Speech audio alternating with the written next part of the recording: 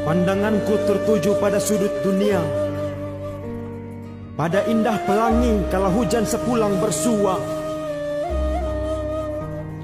Kutemukan sukar dan senang yang memilah nasib manusia. Tatapanku terkesima pada jasad hidup tanpa arah yang disebut gila, yang duduk dan berjalan hanya berteman lamunan, kekosongan dan tawa, yang tidur pulas tanpa hasrat duniawi berlebih. Yang ku tahu ialah gila sesungguhnya. Kendati masa tak mengurung masalah dalam fana, pada hakikat hidup dunia yang istiqamah pada fata morgana.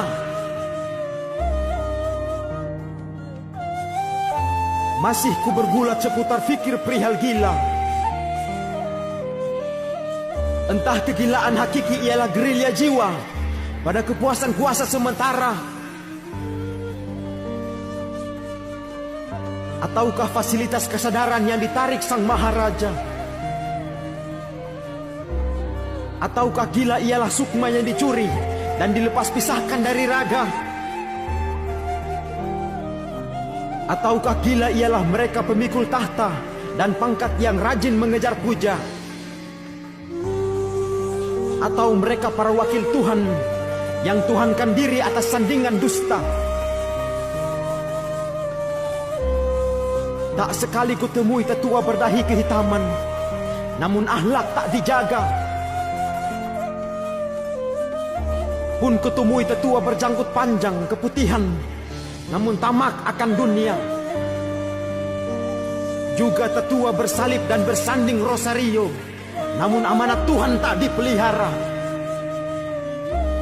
Pula tak sekali kutemui hamba musafir yang bersemayam dalam tawaddu dan rahasia, yang dikafirkan dan dianggap gila karena sujud dalam cinta tanpa hasrat dunia. Nalarku mendeteksi bahwa kenal pada sadar ialah yang mengerti hakikat alif hingga ya, perihal alfa dan omega hingga semua sebelum semua, yang memaknai hidup setelah hidup, yang bukan sekedar tanah, yang tidur dan bersujud hingga berzikir di waktu yang sama,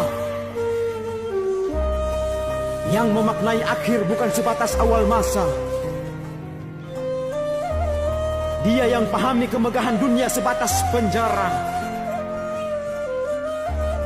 dan yang mengerti hakikat ada sebelum ada ditakdirkan hadir sebagai ada.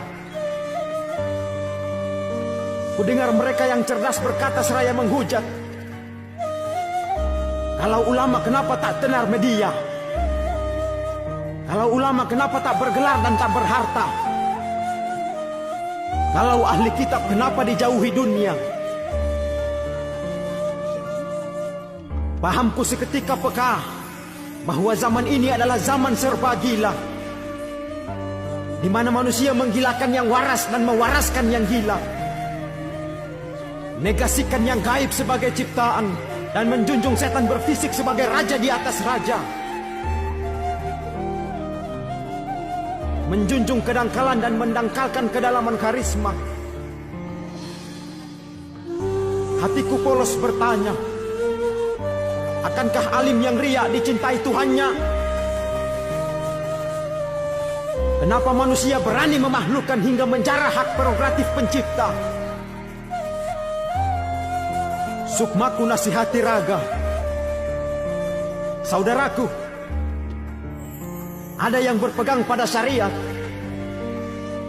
ada yang khusyuk temukan ridha di luar syariat, dengan tujuan yang sama kepada sang pemilik semesta. Tak perlu tuhankan diri hingga mencela dengan cap gila, sesat bahkan bid'ah.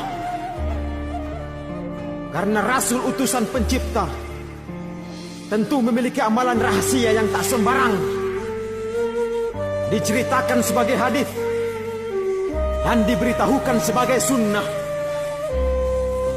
Jangan sesekali kafankan marwah iman hanya demi mengejar fitnah.